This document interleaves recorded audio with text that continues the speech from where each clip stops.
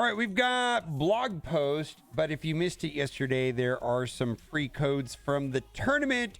Happy 5C32 and first 5C 2025, 3 million gold, bunch of stuff, right? Be sure to do all of them. If you haven't done so already, you could also try all of these codes.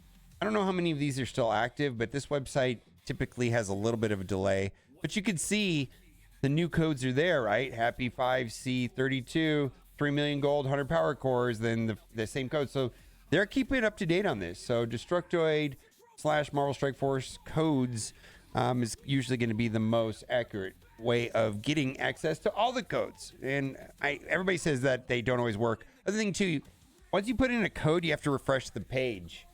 Yesterday I was getting it to error out. Like I did the first code and then I left the page open and I could not get the second code to work until I refreshed the page and started from scratch. It just kept saying code invalid, blah, blah, blah, all that stuff. Wait another 30 seconds. So refresh the page, close the browser, something like that. We've got the blog post here, which we're going to go over in detail. I wanted to go over Big Spartan's quick recap. Medusa Strike Pass on Monday. I've been buying the passes. I bought the Corey and the Ms. Marvel Classic. I don't know if I'm going to buy the Medusa one. We'll have to see. I'm a value-based spender, so I'll spend if there's value, right? But I got to say this. I skipped 3 prior to that, and those were the only 3 I skipped since these passes came out. For years. Several years, right? So, I don't know.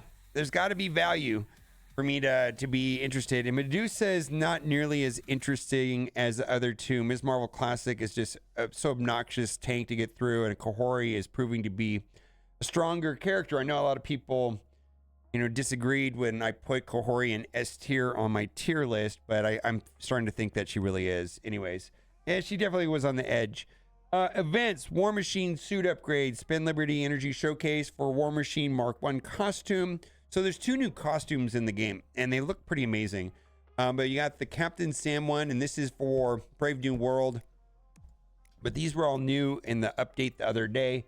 And then also there is one for War Machine, and I think they look absolutely amazing.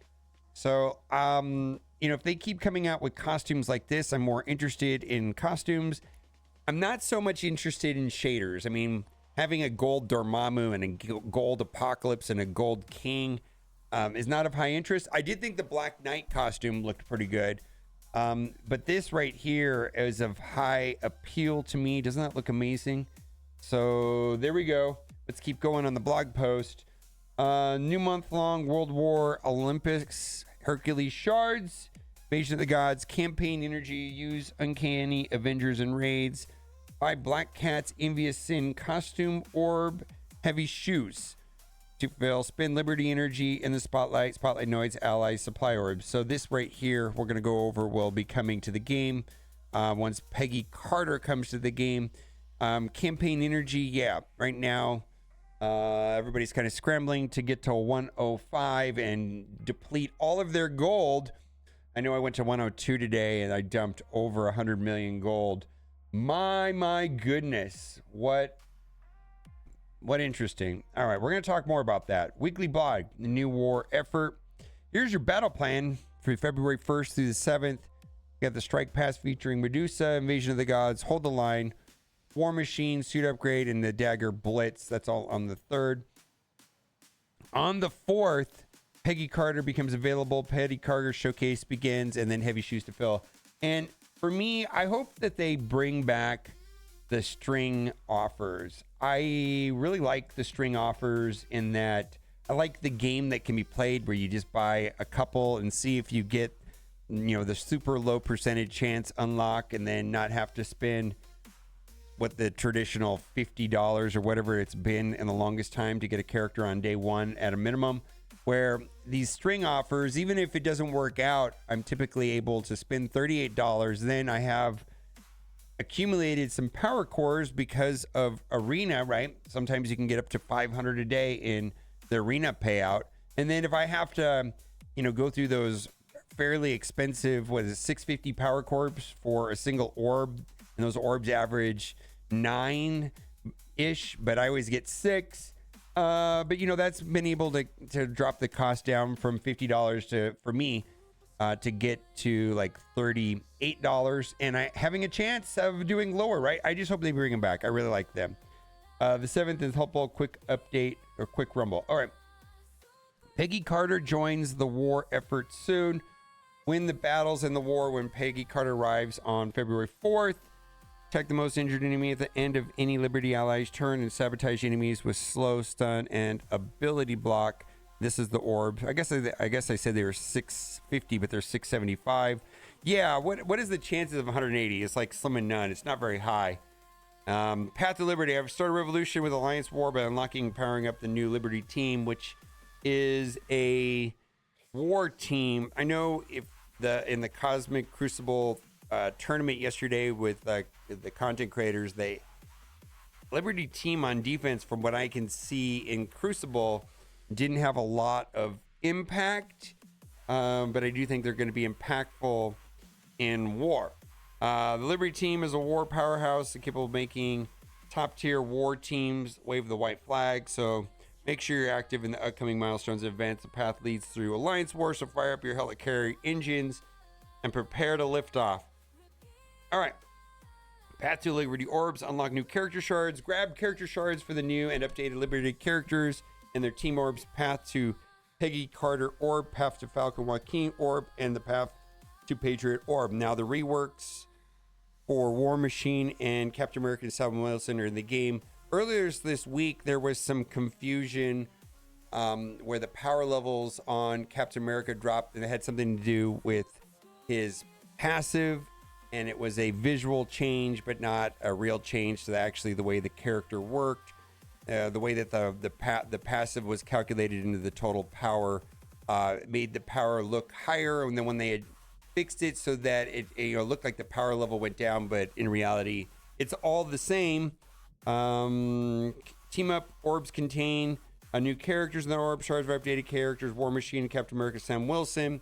Alliance War orbs. You can find war orbs in Alliance War, Alliance milestone events, and daily objectives. So also I want to put out there that the Night Stalkers are now available. I know you can buy diamonds on Blade. Also, Blade is in the Crucible store. Man-Thing was in the Spotlight orbs, and Oath is in the War store. So that happened this week. Also, Liberty Expedition, let the Freedom ring by your enemy's bell and ranking up key resources in your roster during this upcoming Super Showcase. Commanders level 25 and above are called upon to join this important mission that'll assist on unlocking, powering up your Liberty team. Peggy Showcase is up first. Review the below requirements to maximize your rewards. I don't know if it's just me, but these things don't excite me at all. These showcase things, I don't know. I don't get excited by these at all. I mean, it's just like, man, if they want to give us rewards for buying characters, they could send it to our inbox. I don't really understand. I mean, I know when I had my free to play account, I could go through the early parts, especially the ones that you could use the provided teams. I mean, and getting the older characters. I mean, I feel like these events are really good as a good catch-up mechanic, but in game, I don't know if it does a lot. War Machine. So this is the suit that's right here. There you go. I just like this suit. I think this is great. I think it looks great. How to score points. Spend Liberty energy. Rewards monster War Machine orb fragments. Click it on for the full orb and crack it open for the War Machine Iron Man 2 costume. All right, kickoff. Move on the February 4th. Friday free claim as follows. All right, we're going to skip over all of that. Not a lot there in the blog. Also, we're going to be getting round 2 of Cosmic Crucible. There was some problems this week with the matchmaking not working. Some people didn't get matched up, so they're going to rerun it. They're going to give out compensation to people affected, but no mention here of like our rankings. So for me, I just want to put it out here, I had a fun this week. Kind of liked it. I liked the variety. I just thought it was fun. I like mixing it up a little bit, right? Crucible and U32 tournament. I'm the only one that would quite enjoy Cosmic Crucible being permanently ramped to 3 defensive rooms with 6 attacks. max each. I do enjoy the game mode, but it often feels a bit tedious. Time sink for rewards that don't match up with the effort unless you love those super useful diamond orbs. Do you? Do you? Other thing too is they're gonna fix the 6 attack thing for next week. They're gonna make it so that right now you only are penalized if you do lose the first one and the second one. You use 400 each for total 800, but then 3, 4, 5, 6 don't matter, and they're gonna change that. So I don't know how that's gonna look, but in theory they said that, you know, if you lose 4, you know, there's a penalty for that, right? Okay.